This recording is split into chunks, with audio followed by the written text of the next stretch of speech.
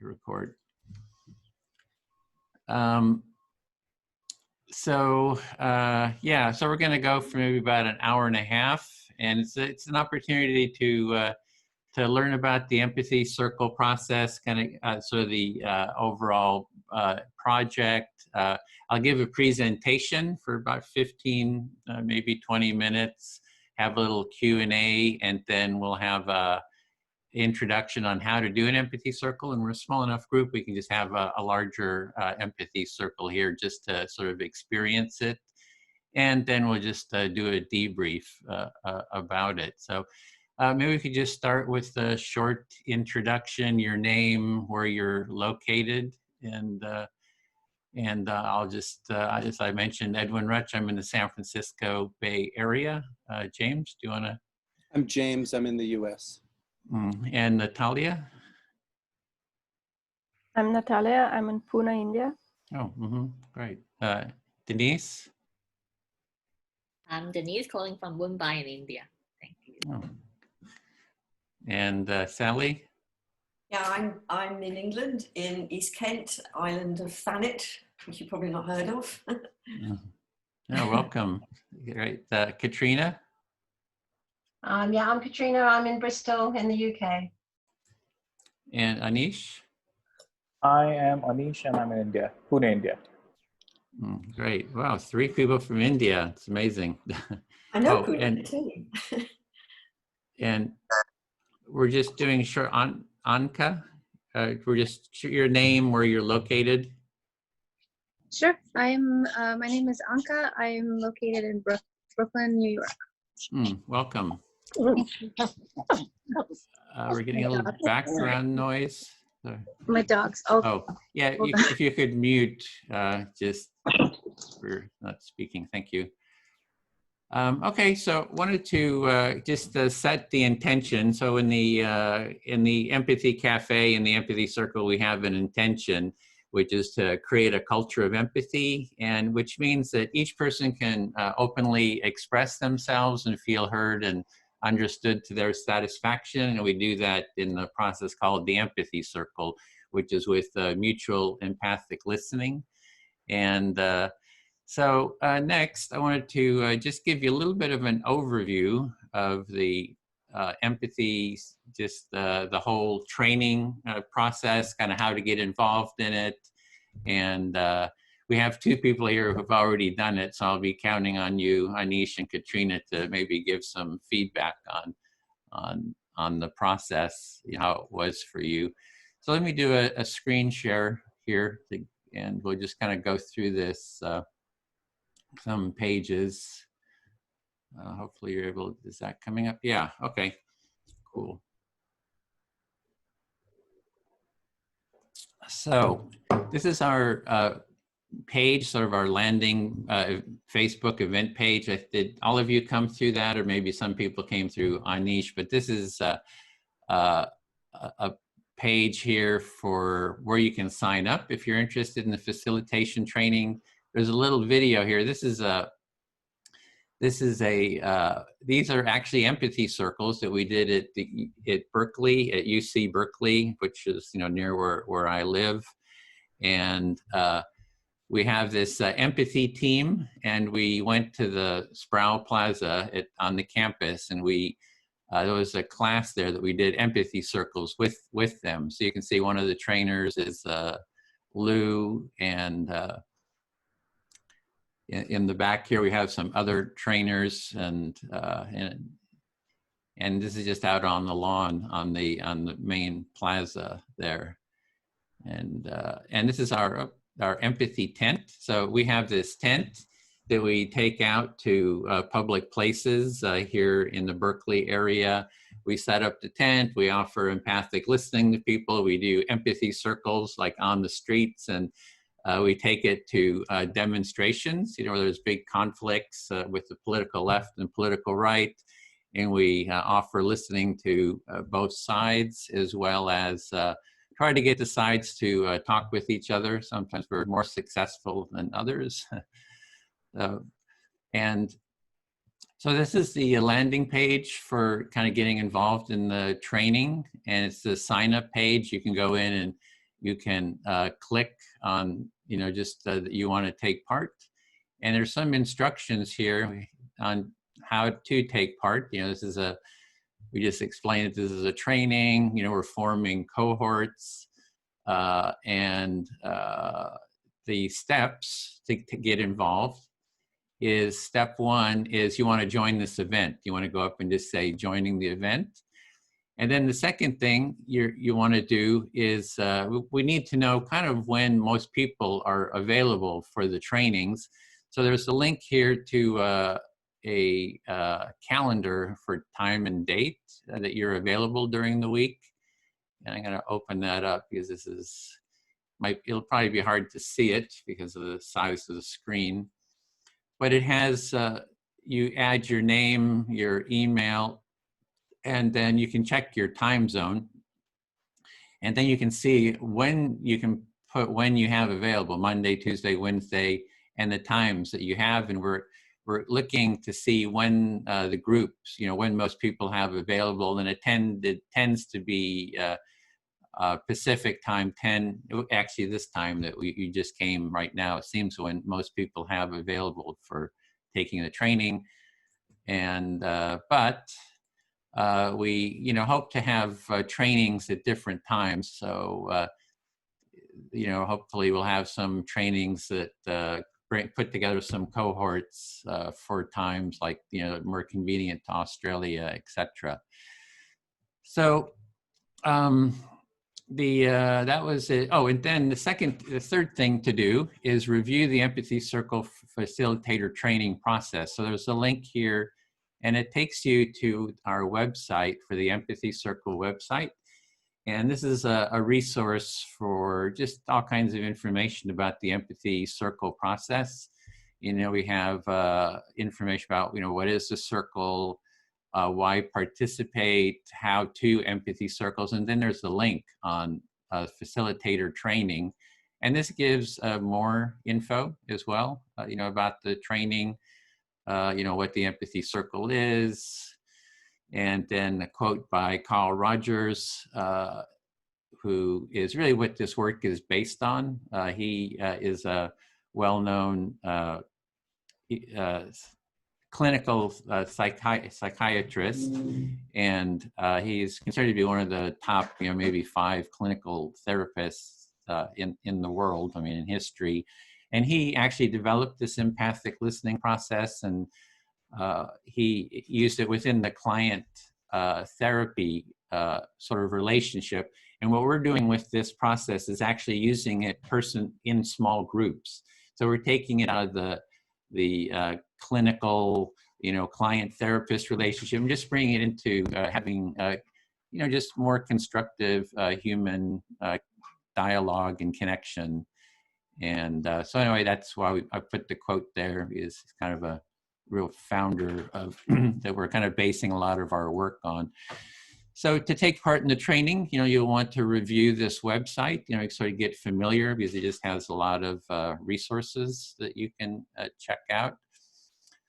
You can view the how-to trainings. There's 3 main pieces of information or training material on how to just take part in an empathy circle. There's a 1-page PDF, which is sort of your minimal, just the minimal what you need. We print out a whole bunch of these 1-page flyers when we go with the empathy tent, out to the streets. We will set up and we'll just give out the flyer and sit people down and do empathy circles. So that's like the minimum kind of steps for them to read. And it's something they can have in their hand to, just to kind of guide themselves.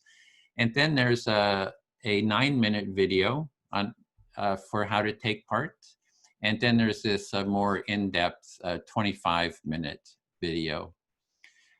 Then step 3, what you can do is view some sample empathy circles. So we have there's hundreds of empathy circles that we've done and they've been recorded. And if you click through here, you'll see some sample circles that we have done. So you can view those and get, you learn a lot just by watching other people take part in an empathy circle. And very often people take part in an empathy circle and they say, oh, I saw a couple empathy circles and that really helped me to kind of get oriented. And so, and then I try to do empathy circles with sort of high profile people too. Like I've done one like a mediation between some people on the left and right. And a lot of people watch that and their followers watch it. And so it's a way to train people just by observing. So ideally, I'd like to get, Donald Trump and Nancy Pelosi in an empathy circle, or, Oprah Winfrey, or, any of those well-known people. We can get them into an empathy circle and have a lot of people view it. Then people would learn the process just by observation. Because it's very, very simple, basic process. In fact, you don't even need to take training just to do the basic process, but it helps to do the training just to kind of deepen, your skill level. It's a lifelong learning. So then, you want to take part in some empathy circles, and there's a link here to our Facebook calendar where we have a lot of different cafes, empathy circles and cafes listed, and so you can go through there. Previously, I had developed and held training, facilitator training, and there's 4 modules to that. The training that we did, the last training we did is a bit different, but you can go through and see those trainings. So there's actually 8 hours of training there. And the approach we use there is there's different roles in the empathy circle. There's a speaker role, the listener role, and facilitator role. And we go into each of these roles separately, kind of do a really deep dive into those roles. And there's take part in the facility. So this is the page that you landed on. So I just have a link to that. Let me open that up a little bit. We have a weekly empathy circle facilitator support group. So you can come, it's on Fridays, you can come, and if you're wanting to set up circles with your family, friends, in different educational environments, or wherever you want to set up a circle, you can come and get support there. You get 15 minutes to share what you're working on and kind of ask for support around that. And we have other facilitators there with experience that can help you. And there's also recordings of some of those support calls. I mean, if you ask for support, you can also have it recorded, and we have maybe 10 or 15 of those recorded, so you can actually watch those too. And then, of course, to do the empathy circle, it's just go and do it. You don't even need that much facilitation if it's not a high conflict circle. You can just reach out to 2 or 3 friends, invite them to take part. And we have a work group too that's more for Extinction Rebellion, but there's a lot of information there that you can join that group. And we're going to be developing more training. So we want to have a train the trainer as well for our 4-session module. So that's more to come. And I'll mention too, so this was the basic, this initial training. And the recent one we did, you can go under our calendar. These are past events, cafes. And you can see the one that we just went through. This was the cafe that Anish and Katrina were part of. This is so you can see this was the last cohort that we did. So, okay, so so the prerequisite for taking part in the training, first you need to take part in 3 empathy circles, and this will count as one. So, taking part in this, it counts as having taken part in, it's one of your 3. So, and also you have to connect with the trainers to be accepted, into the cohort, because they form a cohort, and we need your email, contact info. Hopefully, put that into the calendar. We have these open orientation calls, and that's what this call is. And we just finished the first cohort. We're forming the next cohort. We had thought of doing it the next couple of weeks, but it's just, everybody was just too overwhelmed with what we're doing and kind of re-evaluating the last Empathy Empathy training series. So we're sort of, you know, harvesting all that we learned from that, and still, so we're not quite sure when our next cohort is going to be. It looks like it's going to be more towards the end of the month. And we'll be having, you know, more cohorts, you know, over time. And so, you know, sort of on an ongoing rolling basis. And these are, you know, we're sort of developing this. And so we just kind of, you need a little bit of patience as we sort of iterate and kind of work on developing this process. But I hope to have you know, the goal is to have a training, you know, a multi-module, maybe 4 modules, and there's 4 trainings, sessions in each training. So like working on setting up a 12 session training, but it's going to be taking 6 months or the year for us to develop that. And if you're, you know, really interested in the trainings and you know, doing empathy circles, you know, you can join us in the design of these trainings as well. So that's a bit of an overview. Yeah, I guess go around, just see what, is there any kind of questions? Take the questions for a while. Comments, questions?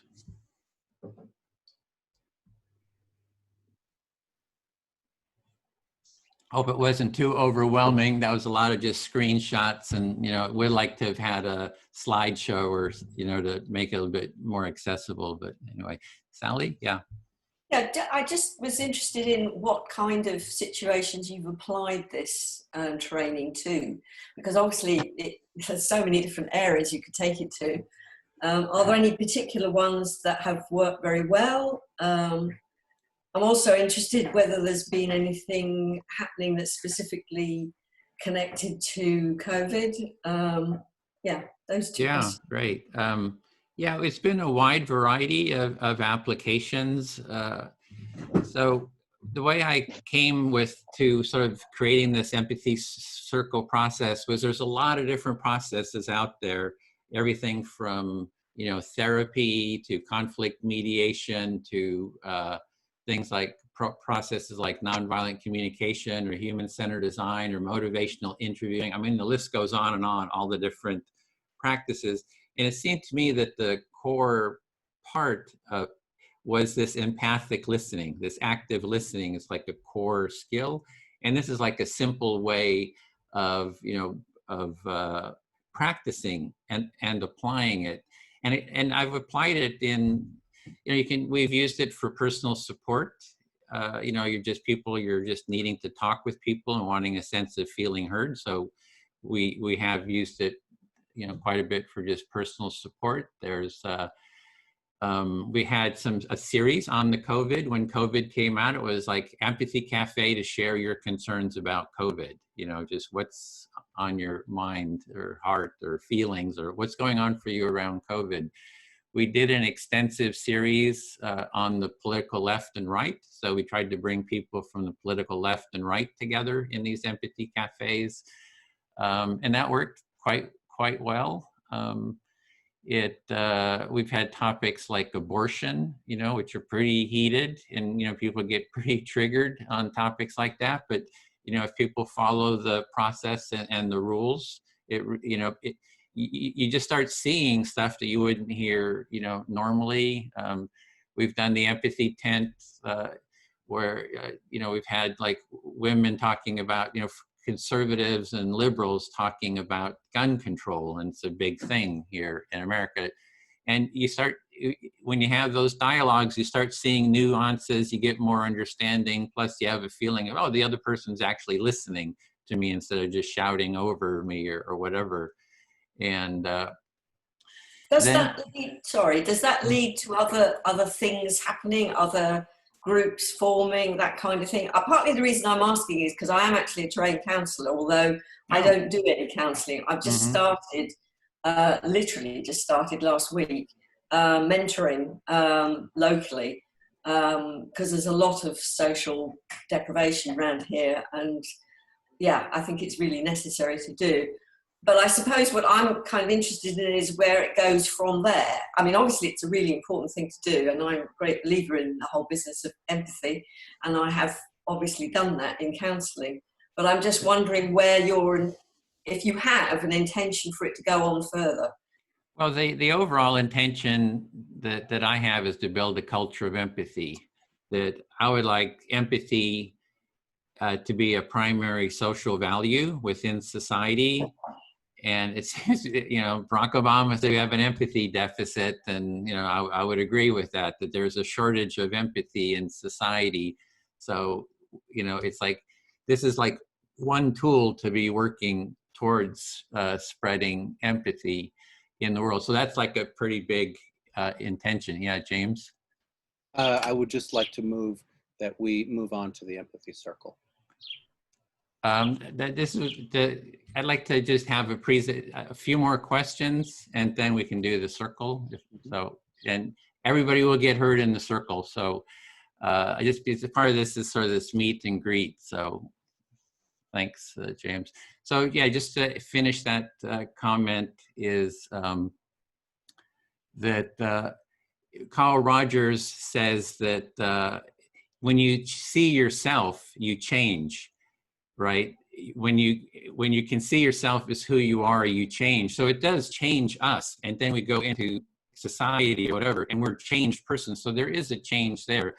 But in terms of sort of the next steps, yeah, it's this isn't sort of designed for so much for next steps, but there's a lot of processes that you can add to this for more, let's do some planning, let's do some organizing. This is more like a very foundational basic practice. So maybe we'll take one or two more questions, and then we'll go into the empathy cafe. So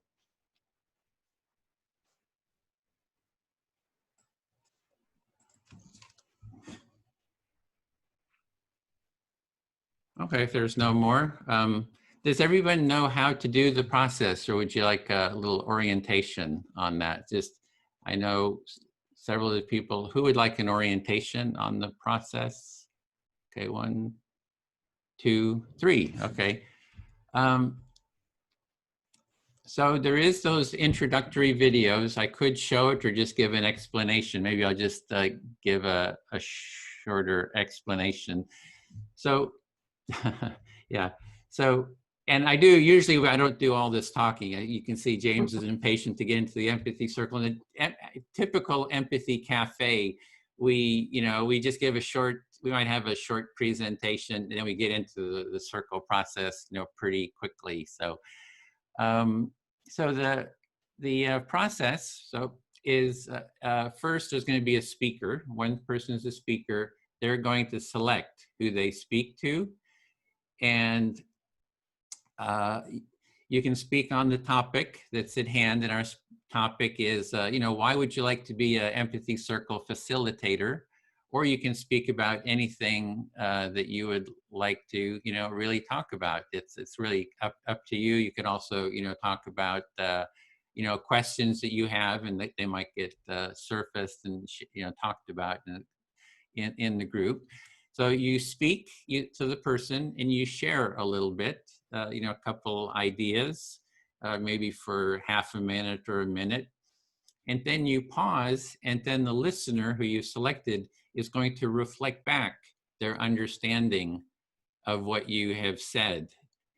And you're going to then check, oh, did they understand what I said? And if not, you can say it again, because you really want to be heard and understood to your satisfaction. So then if you have been heard, then you share a bit more, and then you pause again and you wait for that reflection to happen, and you check, did you get heard or not? And then you keep doing that. You just share, and then you get your reflection. And then as the listener, you're just reflecting back or sharing what it is that you understand that the speaker said. And so you're trying to do it just in your own words. Maybe you're just summarizing or paraphrasing, and you can use the exact words or similar words, but it's best just to put it into your own words. You'll share, and you're not wanting to add your own comments, thoughts. You're only wanting to share what it is you understand that the speaker has said. And you don't want to interrupt the speaker unless it's like they're going on and saying a lot. And then you can just pause, say, oh, would you just please pause? I just want to reflect back what it is that I'm hearing you say. So we have turns, time taking. So we have 5-minute turns. And then as the silent, there's 3 roles. There's the speaker, the listener, and then the rest are silent listeners. And so that's pretty much it. Anything I'm missing?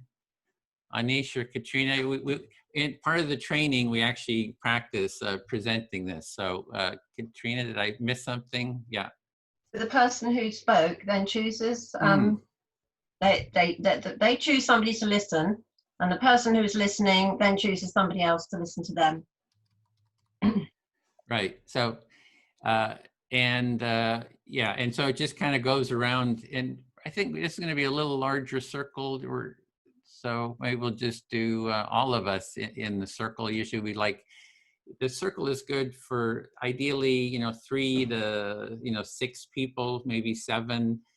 I'm not sure. Should we break in if we break in the groups, then we have more time. So do you want to do 2 groups? And I'm looking at you on Anish and Katrina. I guess we'll do 2 groups then. Do you want to, would you facilitate, Anish, one of the groups? Okay, I'm going to have to create the breakout rooms. Sure.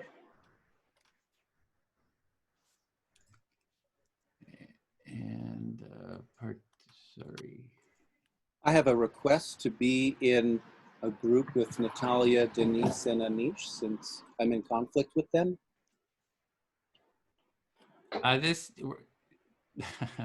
This is not, well, you can speak about anything that you want. So are you okay with that, Anish?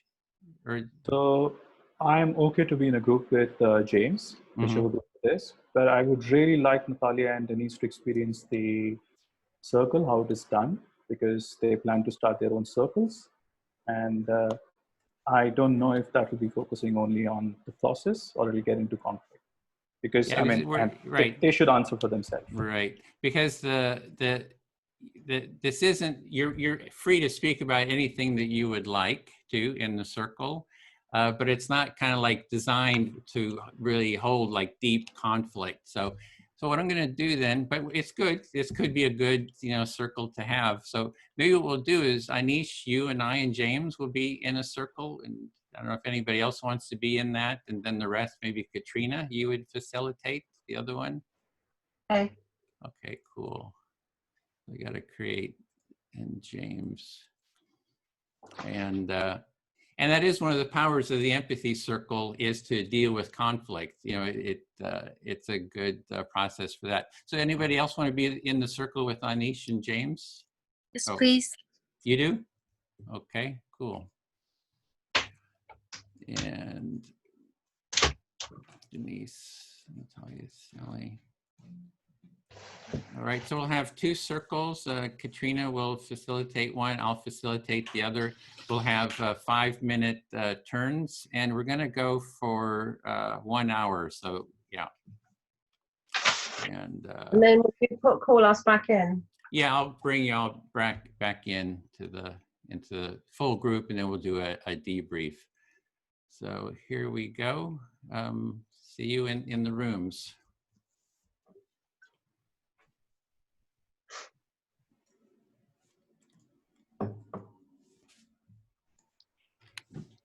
Okay, let me get the stopwatch up, and I got this program.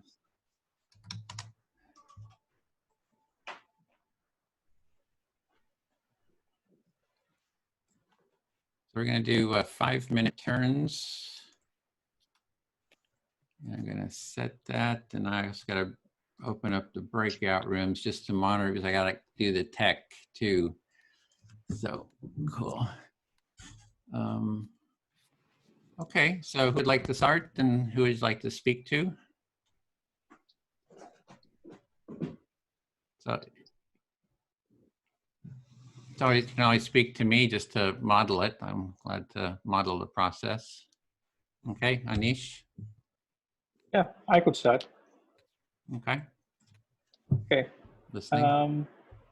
Okay, Edwin. Edwin, will you listen to me? Okay. Good. Yeah, I am kind of a bit surprised because I wasn't prepared for this conversation. I was riding very high on the completion of the training. And then I went back to our circles, which we usually held once in a week now, twice a week. I talked about my experience at the empathy training, circle training, and shared about how the process is. And there is a process. I'll pause. So you're surprised, you're feeling sort of on a high from having done the training, and you've been sharing that process with others? Yes, the fact that a process exists and not the process itself. Yeah. Yeah, so you're just sharing, hey, there is this process that's out there. Yeah. And so this is a group of people that we started meeting with the first day of COVID lockdown. And Denise is a part of that circle, and Natalia is a part of that circle. Natalia and I are also real life partners. So we both were holding the circle from the first day of the lockdown. I'll pause. Oh, sorry. I just got a note that they're asking for help in the other room. So can I just go back there? Sorry, I got to do this tech. So let me check real quick. To talk about at this stage. Yeah, you asked for help. Was there a problem? It was me. We've lost Katrina. Oh, okay. Where did she didn't join? She was here and then she dropped out. We suppose that it's internet connection issue. Yeah, so her connection. Yeah. So does anybody here know how to do the empathy circle process? I've done it once and I can try it. Yeah. Okay, do you want to facilitate your, so hey, somebody has to keep time, 5-minute turn, so. Okay. I can do that. Timer. Yeah. Okay, great, cool. This is a good way to learn just by doing. Okay. Yeah. Thanks. Okay, sorry about that. Somebody got it. It's hard to do like multiple roles here. Somebody dropped out of the call. Somehow she had technical problems. The facilitator, dropped out. So okay. So I was hearing that you're the last I heard you were just surprised that there's this process out there, and you've been sharing that. Yeah, and I was sharing it to the group that we meet usually. This is a group. I mean, this is not a group. This is a circle that started by Natalia and me. We are partners, real life partners. And we started basically for us in the first day of COVID lockdown, which was about 4 months ago. Yeah, so you have a group, and you started about 4 months ago, and you're doing that with Natalia, who's actually your partner.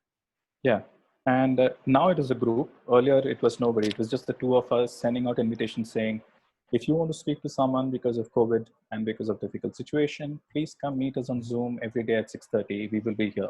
That was the basic invitation out there. Okay, so you had that COVID support group that you'd put out there. Yeah, and we did it for 60 days from the first day. We were only going to do it for 21 days. That was the first lockdown. We went on to do it for 60 days. That's a different story. Mm-hmm. So you just did it for quite a while, 60 days, a lot longer than you were initially planning. Yeah. And towards 35th or 36th day is when James came to our group, to another group that we met. And he came and became a part of our empathy circle. We didn't call it empathy circle. We called it nurturing connections, by the way. We didn't know there was something called as empathy circle. Yeah, so James joined your group, and it was nurturing connection, and yeah. Yeah. And none of us are trained facilitators. We are regular people who have no idea about what an empathy circle is. So you're not trained facilitators, you're not familiar with empathy circles, and just kind of you're setting the understanding there. Yeah. And these are regular people who are coming. None of them have any background in NVC. Out of 10 people who would come, 1 person have heard about NVC. And Natalia and I are the only one who've been practicing NVC for a longer period of time. So it was not also an NVC practice group. We never spoke about NVC or teaching NVC or blah, blah, blah, blah, blah. So it's not like an NVC group, because, it's only 2 of you have some experience. It sounds like it was more like just a support group and not really NVC. Yeah, the people come because they're already stressed and they just come to be heard. That's it. That was the basic point. Yeah, and the point is people feel stressed and they come to be heard. Yeah, and that's a point where everybody was welcome. And we didn't have any rules. We didn't have any process because we didn't want to have any process and rules because we don't know how to do this stuff. So it was like process rules free because you didn't have any, so you're not familiar. I'm not quite sure the time, giving you some extra time here since I dropped out. So for a couple minutes. I don't know. So, I'm very happy to check how much time. No, I'm checking. I got it. So I'm just explaining that. Okay. Yeah. And one of the reasons why we are now coming here to learn this, the credit goes to James, because he brought to our group something that we had never seen before. Yeah. So James brought something that you hadn't seen before, and you're also checking out, the groups here because of, Yeah. We thought that it was nice to have no structure, no authority, no one to control, and we'll grow organically. But thanks to James, he actually taught us why there is a need for authority, why there is a need for process, why there is a need for having structures and roles. So now we are coming to learn structure, which is the fun part about the whole thing. Yeah, so with James, you learned that you need structure and you need authority and you need, process. And that's why you're coming here, is you want to learn some of those practices. Yeah. And we are learning that some things make sense and some things don't make sense. Yeah, so it's kind of a learning process, and some things make sense and others not. Yeah, I feel heard. Okay, I'm completely cool. So I'll speak to Anka.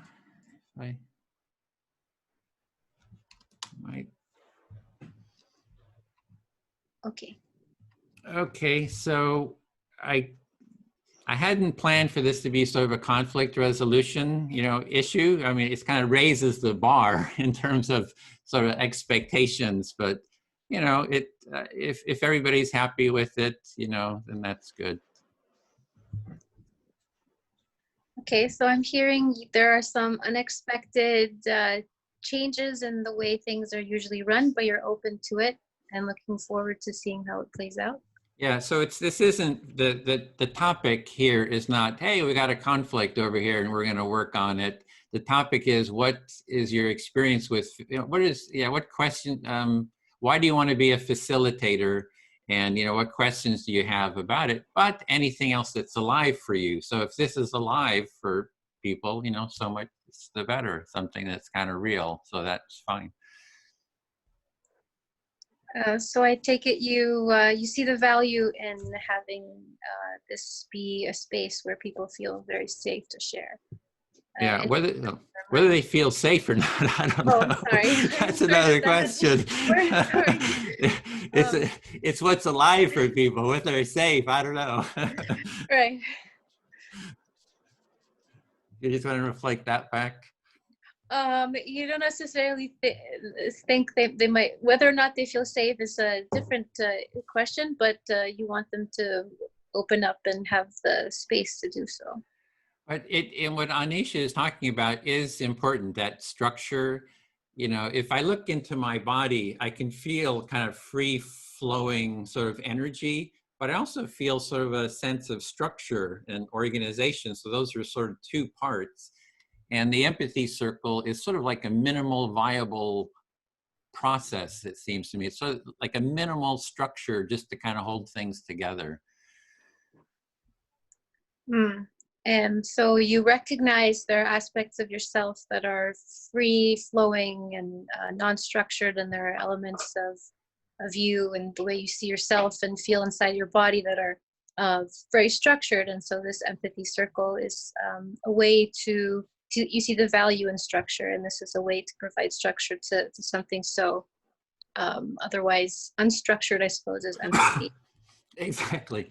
And so, yeah, so why do I want to be a facilitator? Because I found that sort of with this minimal structure, we can do a lot. I can support people, who are have, personal issues. I can support myself, by being heard and understood. And as well as it handles, a fair degree of conflict too. It'll probably break down at a certain level of conflict, it might blow up, but it can handle a lot of conflict. And then there's other processes that can maybe be used on top of it. But as a core, it does a lot. So you feel like there is personal value as well as you see the potential value to others, and how it also can handle the variety and the intensity of interactions that it might face. Yeah, and it can handle kind of different energies too. So people can be angry. They share their anger or their grief or their sorrow, and all you have to do is just reflect back what it is you hear to the speaker's satisfaction. Then you have a turn to say it what your response is. So it's that container, and to be able to hold that, I think is a good skill to have. And I wish I would have learned it when I was like in, kindergarten. Would have helped me through my whole life. So it seems like you really, really find value in this as a skill, and it's important for many areas, and you're happy that it's something that you can practice. Yeah. So yeah, so I feel heard. Yeah, for now. Okay, I'm sorry that my dogs, for some reason, they've been quiet this whole time, and now that I'm trying to do this process, they're all over me. So they're feeling our excitement. Okay, come. So who are you speaking to? My dogs. I'm sorry. Oh, no, you got to select one of us to speak to. Dogs are empathic too, but for this. I guess James, since that's the process. And you can choose whoever you wish, but it's nice. I didn't mention that you can choose whoever you wish to speak to, and it's nice to select people who haven't spoken or recently. So great.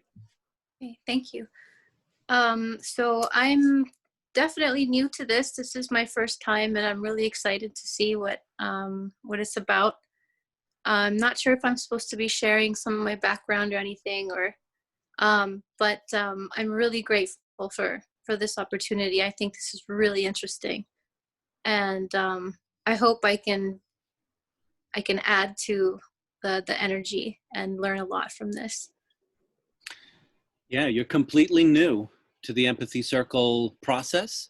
You're not sure if there's something you're supposed to be talking about right now, but you're hoping to be able to add to the process and to the community. Yes. And I suppose the question was, what am I, why I joined? And it's really something that I've always felt is part of me. I think I really identify with what Edwin was saying about, freedom and structure. And I need a lot more structure in my life. I'm more about the free flowing and and empathy. I think for me, mirror neurons is something I struggle with. Apparently I have too many of mirror neurons, so that can get me in trouble. So I really love the idea of a structured empathic practice. Yeah, you're resonating with the dichotomy that Edwin was talking about between freedom and structure. You really appreciate structure, and you have a large amount of mirror neurons, you think, and that maybe having the structure is a way to compensate or manage your natural empathic feelings. Yes. Yes, thank you. Exactly. And I also want to gain practical skills that I can apply to work right now, because I am experiencing what I think is empathy burnout. So I think this is the right place to come in and rekindle that authenticity that I usually carry around, and that empathy that I always have in my heart, that I'm so sad to see a little bit dwindling since COVID and since the start of my internship. So you're wanting to develop practical skills that enable you to manage the burnout that you've been experiencing since COVID, and rekindle just natural capacity for empathy in yourself. yes. Yes. And I'm really excited to learn from everybody, and just your diverse backgrounds. And I really wish to be a facilitator, and I want that to enrich my ability as a healthcare provider for my patients and colleagues. Because I'm finding right now there are elements of my behavior which are kind of unrecognizable to me. And I don't know if that's the acute stress reaction, or if it's a normal kind of process of internship, the intensity of it, both physically and psychologically. But I'm really excited to learn from you all. Yeah, I heard you say that you're really excited to learn from everyone's diverse knowledge base and background, and that you're a healthcare provider, and that in your internship, you don't know exactly what's going on, if it's some kind of acute stress response from your work environment, but it's impacting you. And I think you said you don't have a chance to know what's going on for you or see how you're being impacted by these stressful situations. Mm-hmm. Thank you. How much time do I have left? 45 seconds I have here. Okay. Do I have to use the whole time? No, it's just okay. I feel fully heard, and that passes yeah, it I on feel to fully James. heard. Thank you. Cool. Yeah. All right. Edwin, would you listen to me, please? Listening. I want to, acknowledge what Anish said, that it was due to me, or thanks to me, that he, Denise, and Natalie sought out work training with more structure at the Building Culture of Empathy community. And I want to double that and say it's thanks to Anish, Denise, Natalie, and the other people in that Nurturing Connections call that I made a kind of quantum leap from some of the work I was doing before into doing a similar daily call in the group that I organize, that really brought something forward in a big way that I feel genuine gratitude to them for being a catalyst for. Mm-hmm. So you're wanting to just acknowledge that Anish, I guess, referenced you for them wanting to learn about empathy circles, more structure and so forth. Sort of actually thanking you, grateful for what you brought, and that you're wanting to share your gratitude with him too, that because of that group, you learned something that you brought into your own group and you've been using it. So it's kind of mutual gratitude. Yes, absolutely. And on the topic of why I want to be a facilitator or train as a facilitator, become a better facilitator, there's another element, namely there's many elements that I've learned from your calls, Edwin, but the fact that you've made the calls so transparent to the point of recording them and putting them online has been a very pivotal learning for me, a challenge for me and a learning for me that has also been a very strong catalyst in becoming a better facilitator and asking important questions. Because in the last 2 weeks, I've taken that call that I've been doing every day, and I've started to live stream it every day and make it public in the similar spirit that some of the building a culture of empathy calls are also made public. And that was a difficult decision. And being part of your calls helped make that transition. So you're just sharing your gratitude that and what you learned from the public nature of the calls that I did, because you've been doing it. You've been holding those, making your calls public, and it sounded like it was sort of a stepping stone for you to move into that public. You had some apprehensions at first, but maybe it actually helped you overcome those apprehensions and take that step. Absolutely. And so a lot of the work I do in my group, the Joining Game, it's about engaging conflict. And this question of private versus public, does it make sense to have the conflicts in public and, let's say, name the people and name the specific conflicts in public to make that information public? Is that in alignment with building a culture of empathy or not? Mm. And it helped, again, that you were doing that for me to have some confidence that I wasn't doing it alone, putting some of our conflicts into the public sphere. Mm-hmm. So it was, you weren't sure, you had kind of like questions. Do you have our conflicts public? Do you name people? You know, is this right? You just weren't sure about it, but having seen how I was doing it and doing it public, somehow you saw, oh, I'm not the only one, somebody else is doing it, maybe kind of help grease the skids for you doing it.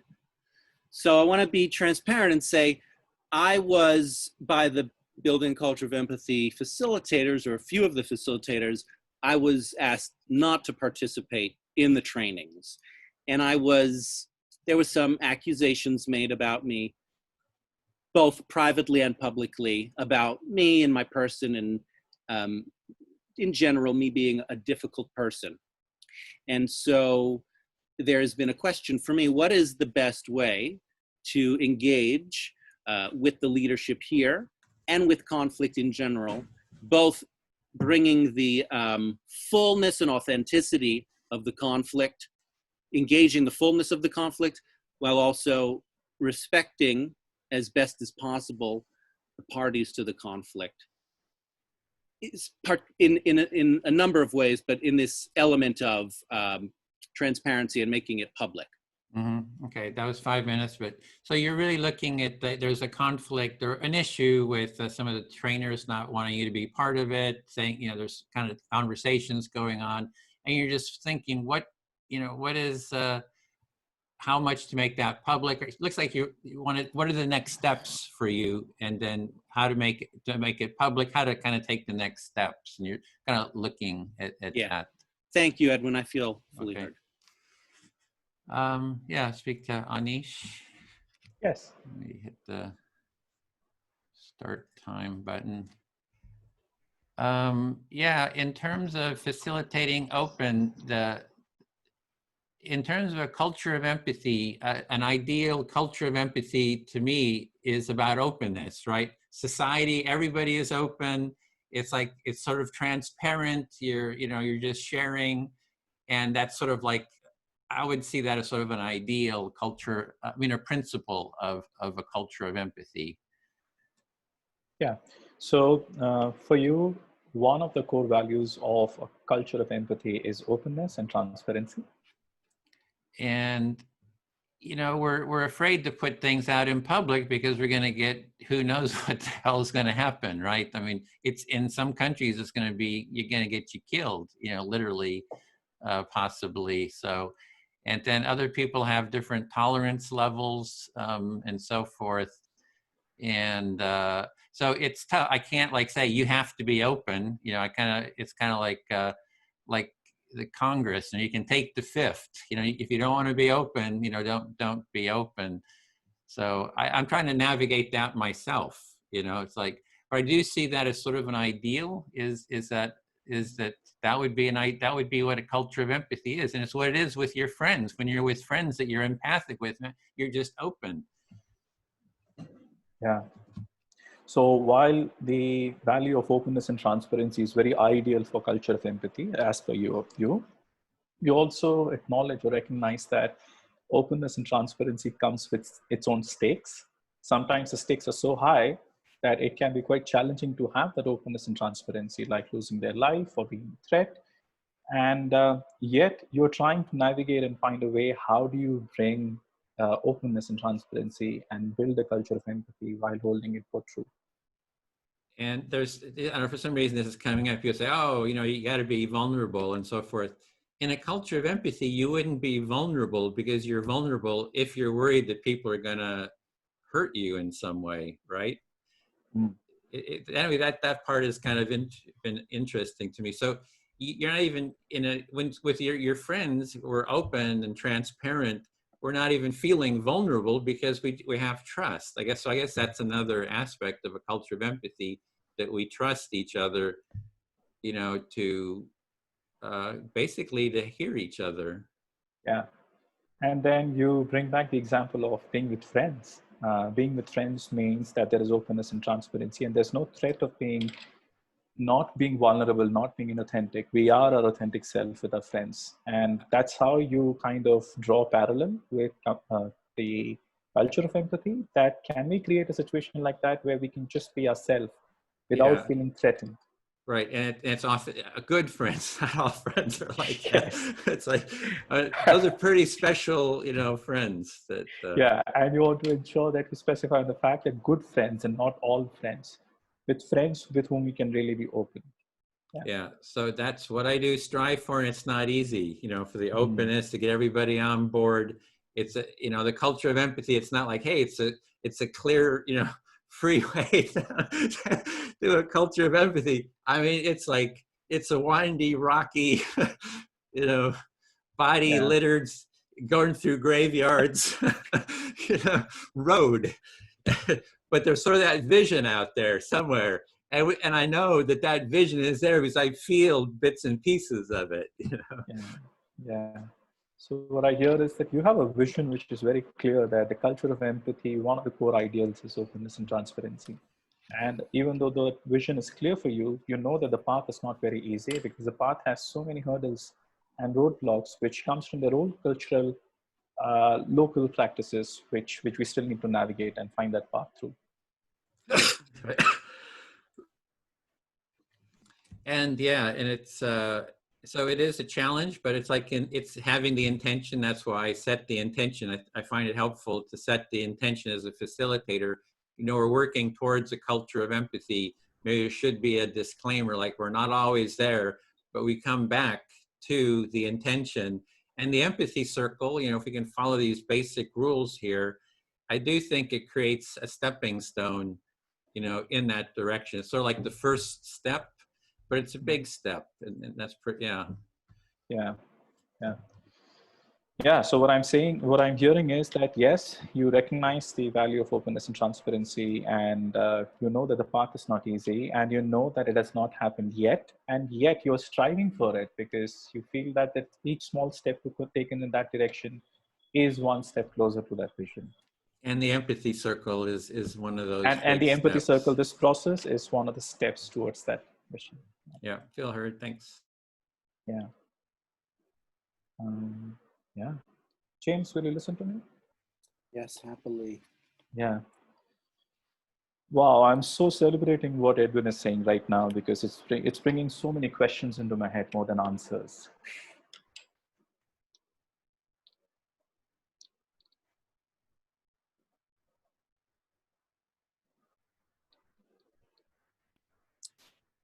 Excuse me, somebody is coming to me in person and I need to deal with them. I wonder, I need to excuse myself for I can do the reflection, or someone else. Yeah. I could go with, okay. Yeah, so you're appreciating what I was saying. It's raising a lot of questions for you as well. So. Yeah, it's more out of curiosity. I'm now so curious to know how, whenever I hear the word of culture of empathy, I get very fascinated, because I forget that there are different nationalities, different languages, different cultures. And I just think of us as one species, as human beings. And from that perspective, it just makes absolute sense. Like, yeah, I'm a human being, and so is the other person, and so is the third person. So it is possible to connect with the humanness that we have in each other. And all that we require is a culture of empathy. Yeah. So it's starting to make sense. You're kind of looking at that concept of a culture of empathy, and it sort of makes sense that we are just humans. We're all in this humanness, and yeah. And so do you want to go back to James? Are you back up to get back on? I'm ready if Okay. it doesn't disrupt things too much. I think. Go ahead. Okay. That's okay. Listening, Anish. Yeah. So yeah, I was just saying, and I feel like just picking up the thread, that when I hear culture of empathy, I suddenly forget that there are different nationalities and different languages in different countries. And the only thing that comes into my head is, how do I connect with the humanness of the other person, and how do we connect as humanity? That's where culture of empathy makes so much sense to me. I'll pause. Yeah, so the culture of empathy to you allows you in your mind to dissolve all of the artificial boundaries around nationality and etc. And then just simply focus on what would allow you to connect to the humanity of the person. Yeah. And I realized that that's also because I'm very altruistic in my way of life. I think that we are all one, and I'm very inspired by the idea of oneness, and that is my personal core value. And so it's easy for me to understand culture of empathy, oneness, humanity, and blah, blah, blah, those kind of concepts. Yeah, so at your core nature, your core characteristic, you naturally feel altruism comes naturally, and you feel sense of a oneness is something that just comes naturally. So through that, a culture of empathy makes a lot of sense. And that was, that has become so much more clear for me in the last 4 months that, between me and Natalia together, we have held over 450 hours of empathy calls where we're just giving empathy and holding space. So it became very clear through the world that everybody needs empathy.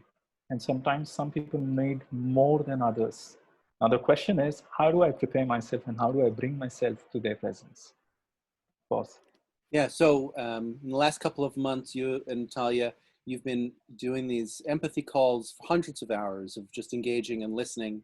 And so the challenge that you are holding is just, how can you be more available, or how can you increase your capacity for being there? And that's when I'm constantly reminded that we are a different nationality, we are a different race, we have a different language. I am different and you are different. And I'm constantly reminded by this interaction that how is that I see the humanness, but the other person is not willing to see the humanness in themselves and in other people. And by the way, this has no reference with James. And James, I'm just letting you know, this has nothing to do with you. Yeah, so in your interactions with people, this question of, what's going on for the other person? Maybe is it nationality, race?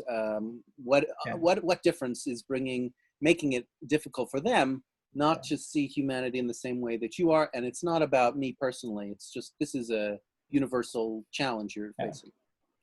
So a lot of times I start doubting myself. There is something wrong with me. Am I cuckoo that I see and connect with the other person as another human being?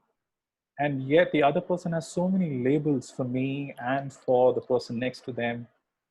And there's just so much pain within them, because either it's a gender issue, or it's a class issue, or is a race issue, or is a caste issue. And there's just so much pain going around. And sometimes I find myself fighting for a lost cause. Yeah, you encounter all of the things that bring people into conflict, gender issues, race issues, et cetera, all the things that we're very familiar with, that you feel sometimes like despair that it's a lost cause to do this. Yeah, and that's when I have to really tap into my inner source of energy and ask myself, why do I do this, or why do I believe in this? So when Edwin was talking about this big vision, this big picture, where he sees a culture of empathy, I start feeling that I'm not alone. There are other cuckoo people like me who are here in the call, dreaming about a culture of empathy, or a big picture, or a vision. It may not have formed fully, but it's there.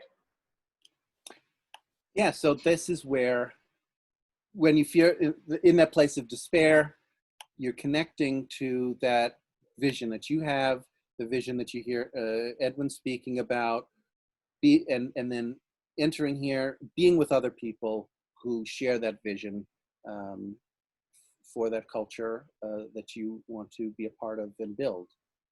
Yeah, thank you. I feel heard at this time. Yeah. All right, you're welcome, Anish. Anka, would you listen to me, please? Yes, of course.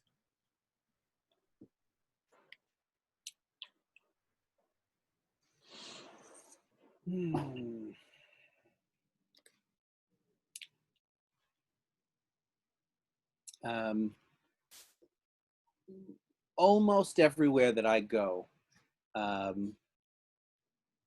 hear this idea that is something like, no conflict here.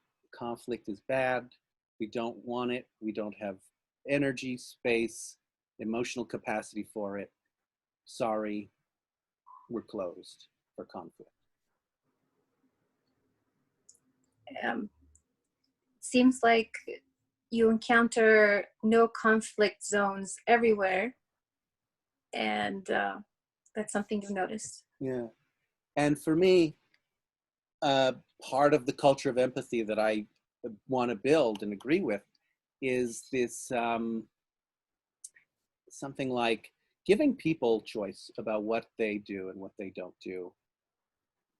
Really recognizing that people's choice, freedom of choice, is fundamental to seeing their humanity and connecting with them, and I guess essentially having for myself the depth of empathy that I can be open to what people do, whatever they do. You value openness and freedom of expression, whether or not that's the positive light all the time. Yes. And so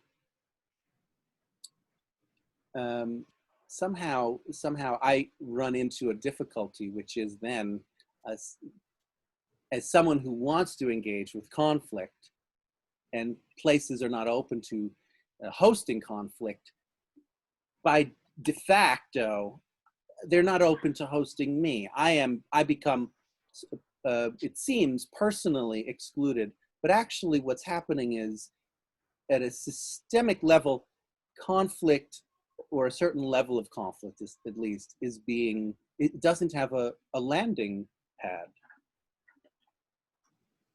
So it seems like sometimes you're encountering feelings of not being accepted or welcome in platforms that may not accept conflict as with openness and the value that you see some at times.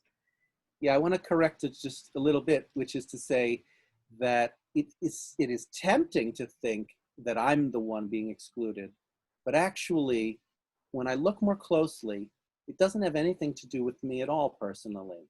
It's about not having landing zones for the constructive engagement of conflict anywhere in our society, online or offline. Do you feel like there are limited areas of safe zones of dealing with conflict in an acceptable, safe way?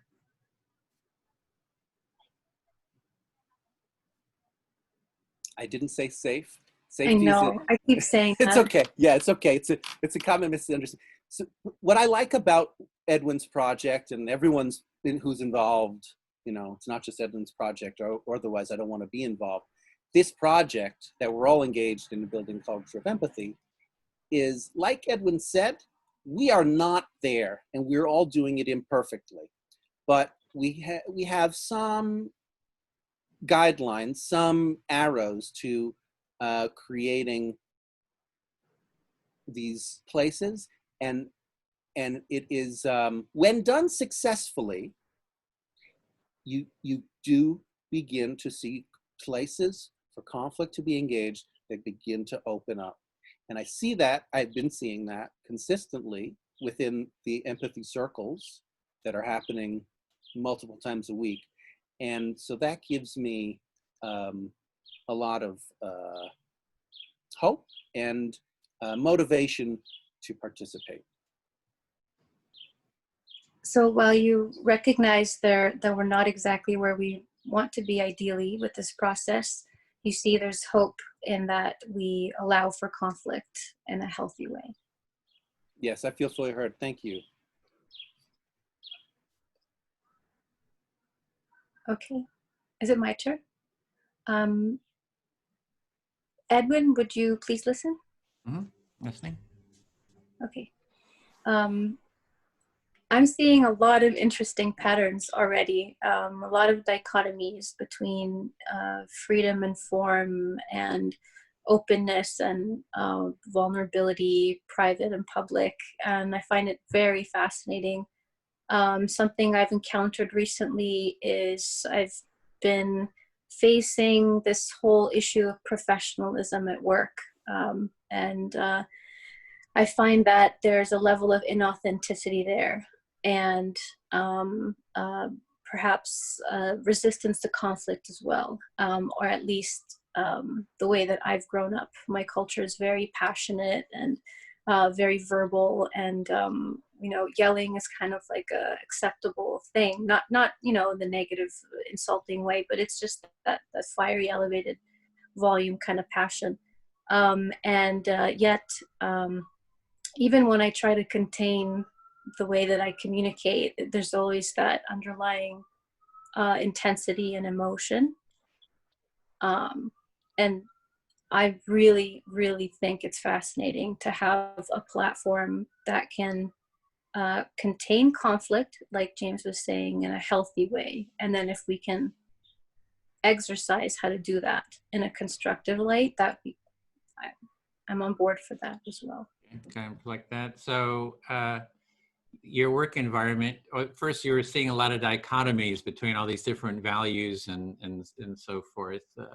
But then you're talking about your work environment, that it's not really an open place to really be open there, and that you have, especially for conflict, and that you have more of a passionate, I guess, sort of way of expressing yourself, and that sounds like it's not really sort of accepted there, and that you would you see the importance of maybe having spaces for conflict to take place. Yes. Did I get that, or was it close? Yes, you did. That was a lot. I should have stopped maybe in the middle of it. Yeah. So you recognize you said a lot. Yes. Yes. And I'm also finding this process more challenging than I thought. Where, I mean, I've always thought of myself as a good listener, at least that's where I'm, always wanted to be. But there are so many impulses I'm holding back to participate and to formulate my own responses.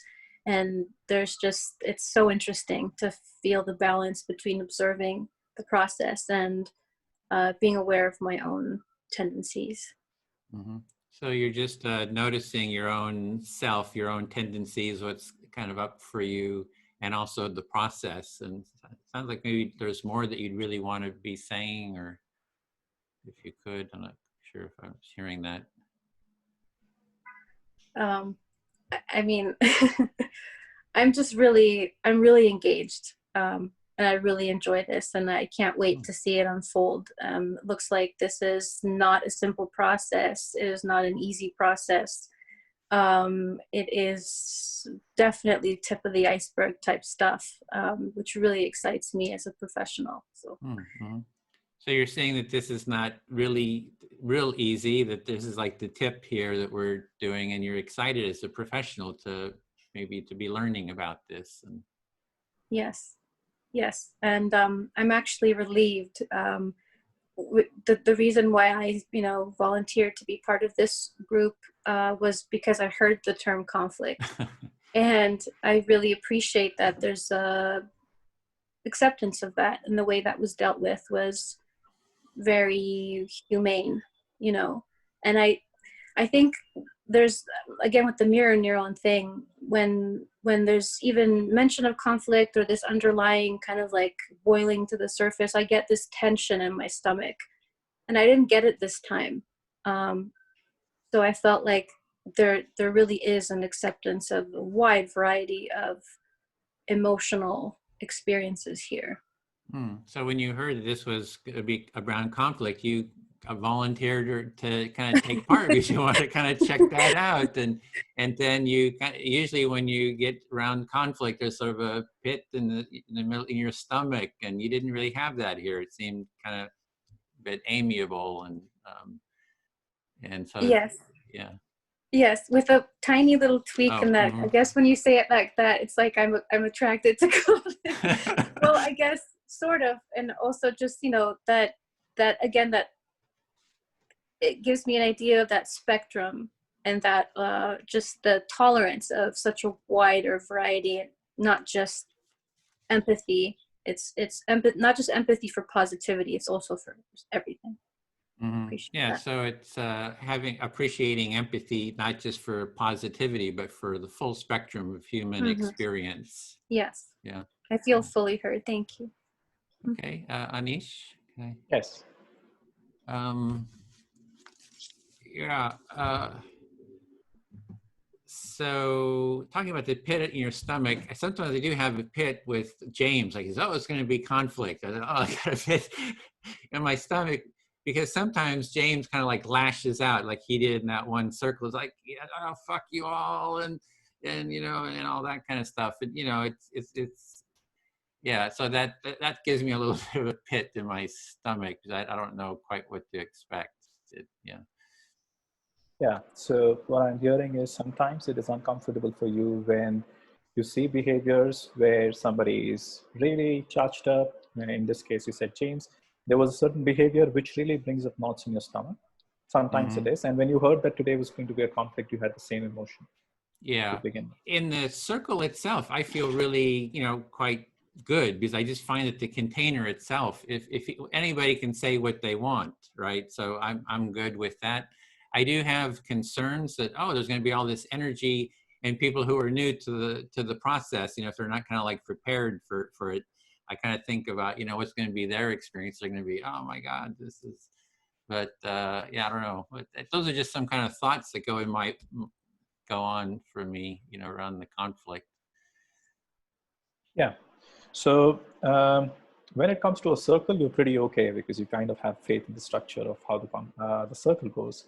However, in a larger format, when that energy comes in, you have some concerns about how people who are new to this process would react to it or respond to it. And what will it bring up is a question that brings in that worry or concern. Yeah, and you know, it's just I want to kind of hold it, and so it's, you know, having good preparation. Everybody knows kind of what to expect. Stuff's not sprung on them. But for the deep, you know, for the deep conflict, I do in the empathy tent. I don't know if you ever saw the empathy tent. There's one video. There was a demonstration, right-wing demonstrators, you know, and then the counter demonstrators. And I went to the leader of the right-wing demonstrator and said, hey, would you like to do an empathy circle? And he came into the tent, and the whole demonstration came into the tent. There's a video of it. It's like, there was screaming, the left was screaming, you know, no Trump, no fascist USA. And they were trying to get in there, and his bodyguards were up there, you know, keeping them out. It was a whole ring of press, you know, camera crews. There was like 50 police officers, 100 police officers outside. It was like total chaos. So that was, you know, that's, you know, it's kind of, but it's interesting. It was fun. Fun. I don't know. It was fun. It was dynamic. It was alive. Yeah. So. Yeah. So you're recounting an experience where you felt very alive, where one such empathy tent where you invited the leader of the left and the leader of the right, because there was a big demonstration happening with a lot of people. And when you invited them to an empathy circle, they came with their own followers and cops and so many people. And there was a lot of charged up emotion at that moment. And yet you were able to hold that space and go with that dynamism and just live that moment.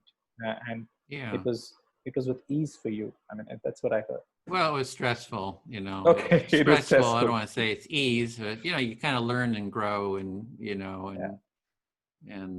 so that is a way of growing. Yeah. So, and So there's it a was video of it. I guess it related to facilitation.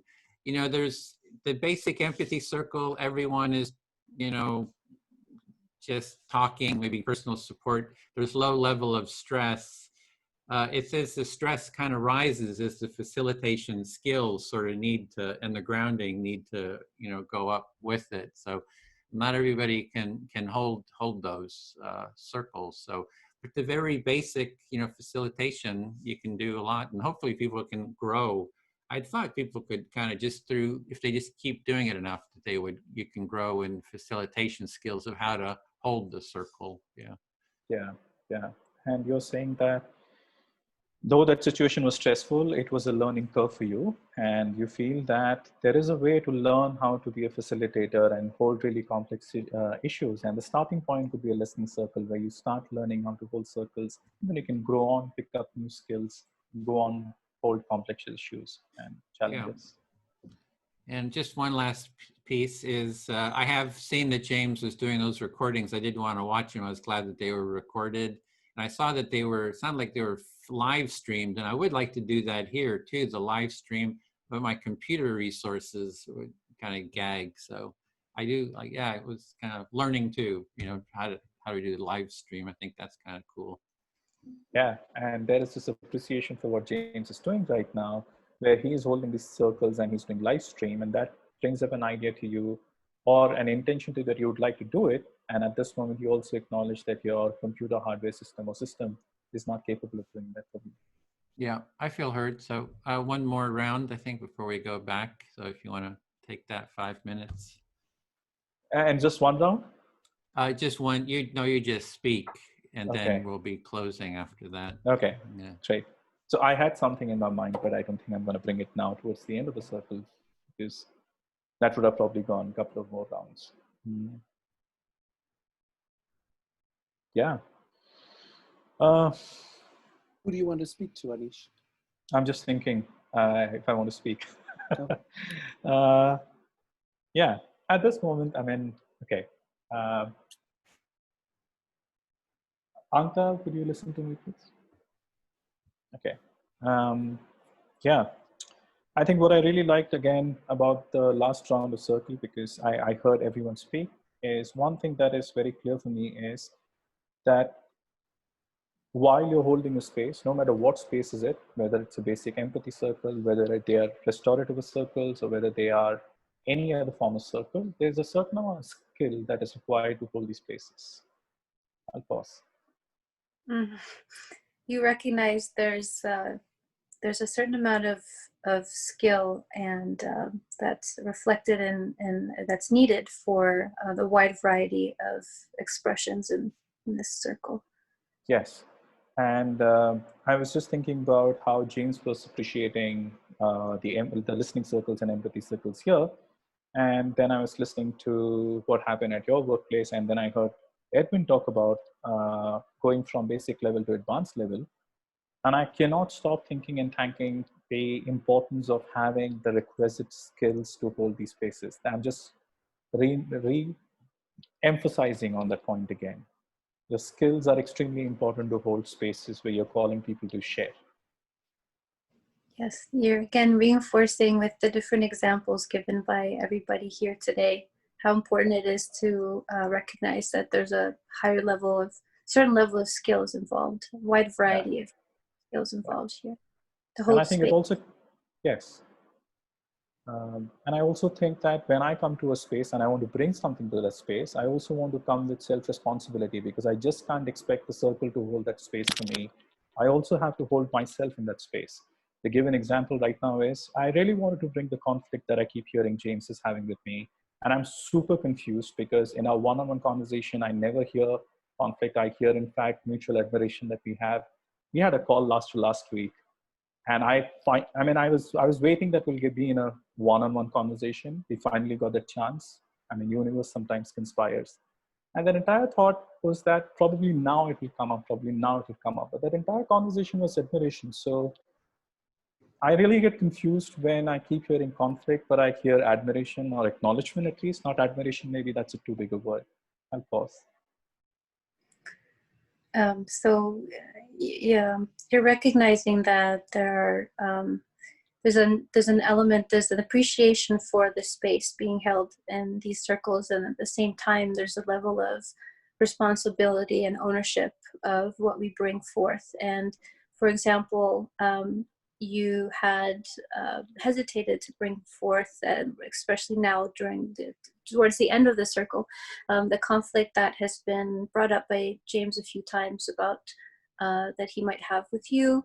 And there's a level of confusion there because you don't feel like this is reflected in your one-on-one conversation. Yeah. Like even now, I thought probably if I open it up and set the context, it becomes easier. And I really appreciate how we all took the conversation to a natural flow without having the need to bring in the conflict, but staying in the moment and just flowing with how the conversation flowed. That for me was a very joyful celebration inside my heart, because it was connected to the whole basic question that we are asking: why do we really want to be facilitators of these circles? It looks like you really appreciated the natural flow of this circle and how we managed to discuss around, but also integrate the nature of the conflict that was brought up. Yeah. And the only thought that I want to now bring in is maybe it's because I'm not threatened by James and James is not threatened by me in our independent presence, or maybe in a presence where we all know that we have the skills to manage conversations with each other.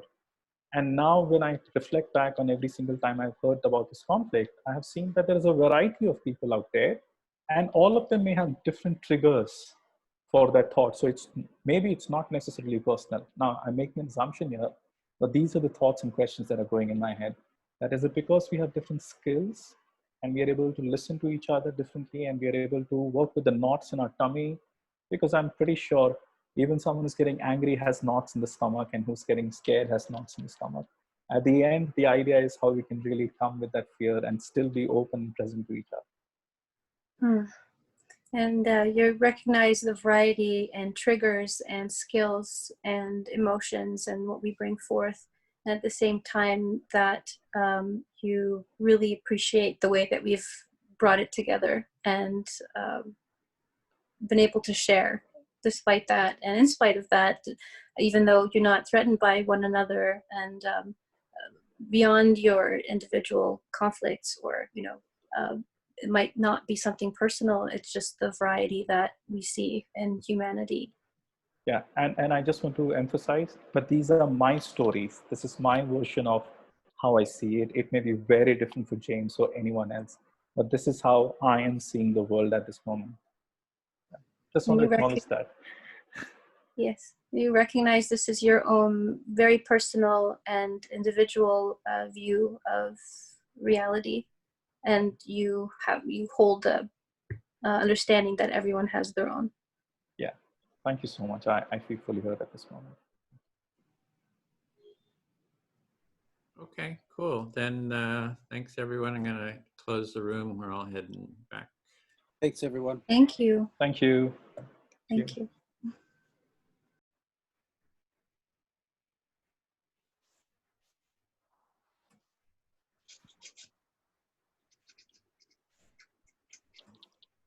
Okay, welcome back everyone. So we could just go around and just share anything you would like about facilitation. Ideally, like, the question is why do you want to be a facilitator? If you had some thoughts about that, do you like to share, or any other, just made for about a minute, up to a minute.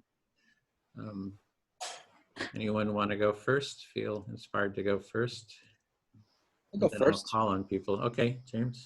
Yeah, I think what came up in the circle for me was just being reminded that there are so few places that host conflict, or host conflict to engage conflict constructively. And so by being a facilitator, I can then take responsibility. I can host conflict constructively and do my part in a sense.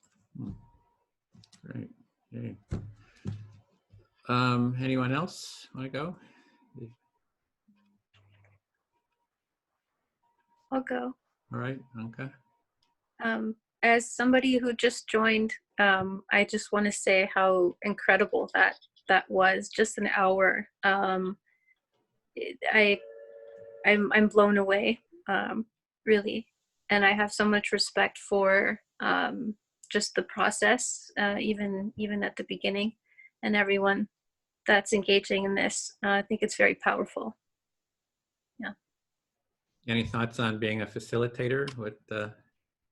Oh, sure. I mean, absolutely. I feel like having no idea what to expect. I'm just really looking forward to gaining those skills that we discussed are necessary, and gaining more structure and the ability to impart that on the lives of my patients, my friends, my family, and everyone in the circle, the community. There's a lot of value here. I'm really excited. Great, thanks. Anyone else? Is that okay? Sally, yeah, go for it. Yeah, I kind of jumped into this without really knowing whether I wanted to go deeper into it, but I think I do. I think the reason I wanted to do this in the first place was for two reasons. One, personally, because as we discussed in our little group, to learn more about conflict resolution and nonviolent communication, which is something I don't think I'm very good at. I tend to kind of run away from it as much as I can. And the other is because I just recently started, as I mentioned, doing this mentoring, and I think it could be very helpful for that. And I'm wondering whether actually, having stopped counselling a few years back, whether maybe I'm moving back into that again. I don't know, we'll see. But I'd like to do another couple like this first before I commit to doing the training. Great, okay. Someone else?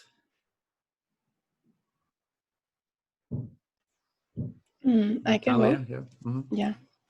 So for me, I guess it's a couple of reasons why I would like to be trained as a facilitator, because I anyways end up holding the empathic spaces because I'm very much involved in NVC community, and I'm a certification candidate myself.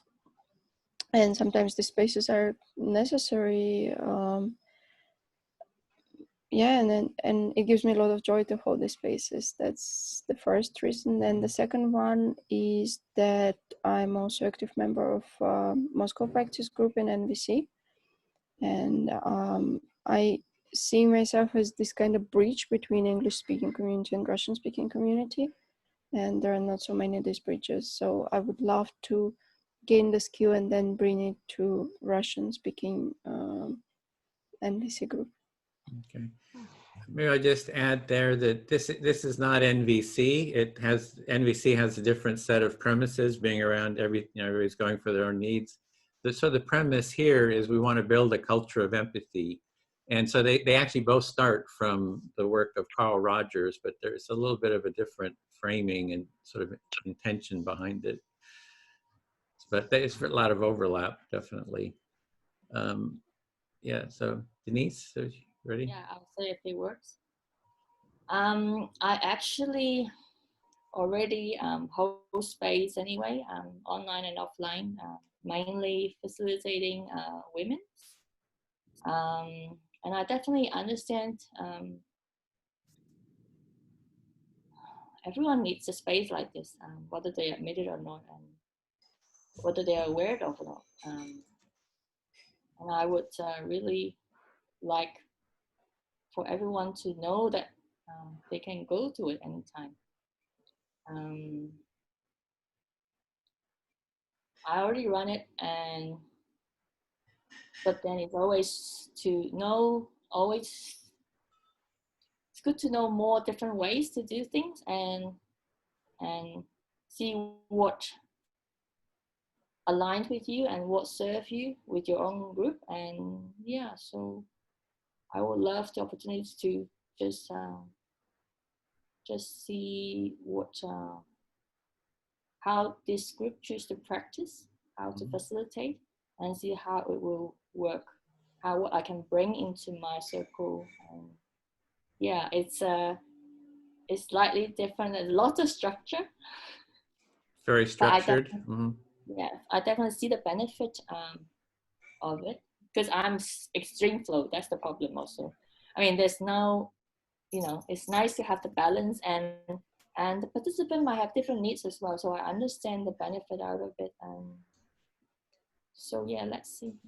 Okay, cool. Katrina, want to share?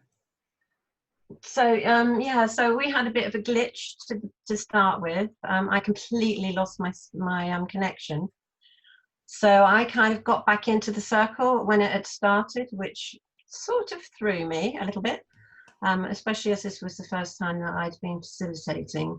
But I felt after that initial difficulty, I kind of got into the swing, and I actually really kind of got a different flavor and a different texture to how the circles work. Whereas I was just explaining that in the past it's been, how do you do this, and the training is very different to the actual circle. And so it was actually very valuable for me, that process, and it's kind of made me even more committed than I was perhaps, and also given me a bit more confidence, because it was very much kind of in the deep end with things going badly wrong at the beginning and still managing to make it work. So that was good.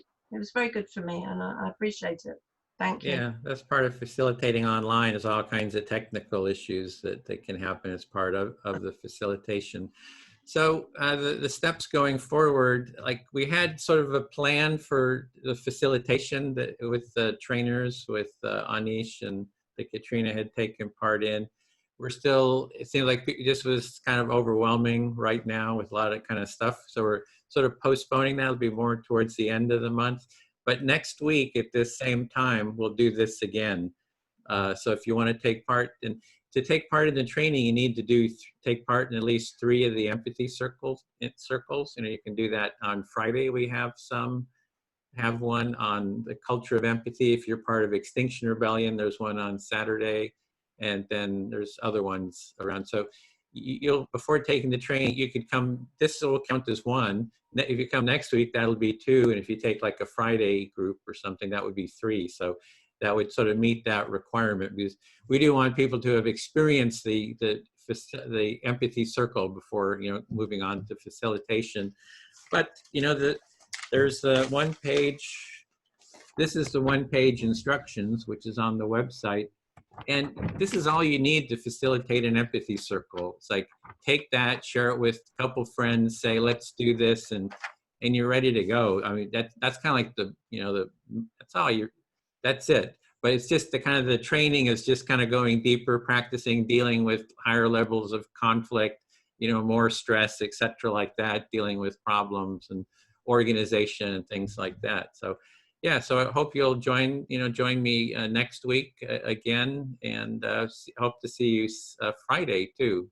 It's at the same time this was, with the same URL, and you'll see it on a link on the website. So, maybe we'll end with how was the training? Anish, you took, maybe we'll get from Katrina and Anish, just how was the training for you that you took, the 4-week training? You want to give a quick review? Yeah, you did a really nice review that you posted. Thanks for that. But maybe just share that. Yeah, I'm very happy to share it. And as I said, I come from a space where I'm all flow. I want to flow where life takes us. I mean, that's how my life has been, and I'm following that path as well. And I've never really had a lot of respect for structure and boundaries right from growing up.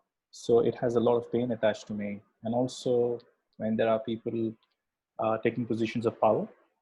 So that is a big challenge with me. I don't like it, and I don't like to have structures around that. And then when we started doing things, we learn how to do things on our own way.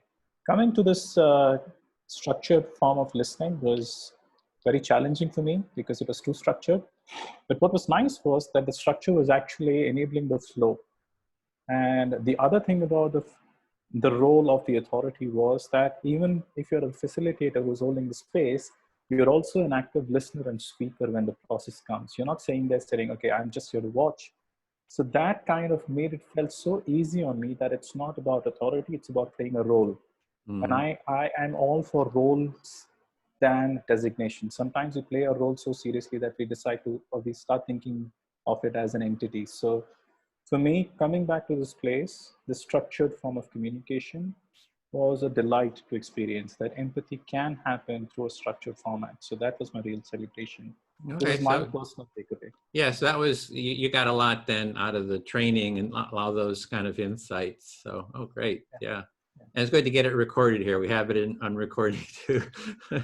Katrina, do you want to just say anything about your experience with the training, having gone Yes, through it? for me it was, yeah, I really appreciated the structure because for me, if there's structure, then I know what I'm supposed to do. And it's kind of like steps, you know, and a pathway. And so I really appreciated the training. I appreciated all the other participants. I appreciated being able to take part in the smaller groups, and it was always with different people. And also very much appreciated being able to watch them again. So thank you for all the recording and posting that you've done on that. So, you know, you can take part in the session and you can watch it again, and you can also watch the smaller groups that perhaps you weren't in and see how they did. That's been very helpful. And I just want to say I really, really appreciate the three people who co-facilitate, who all come from very different backgrounds, and have really added a lot of depth and breadth to the course for me. So it's been a really great experience. Thank you. Great. So, yep, great. Then who's interested in coming back next week? Is there anyone want to join us again next week? Just checking. Oh, great. So see you then. So look forward to it. Great. We got a commitment to see you next week. And I hope to see you Friday too. So thank you for taking part, and we'll keep keep developing this process and look forward to you all facilitating.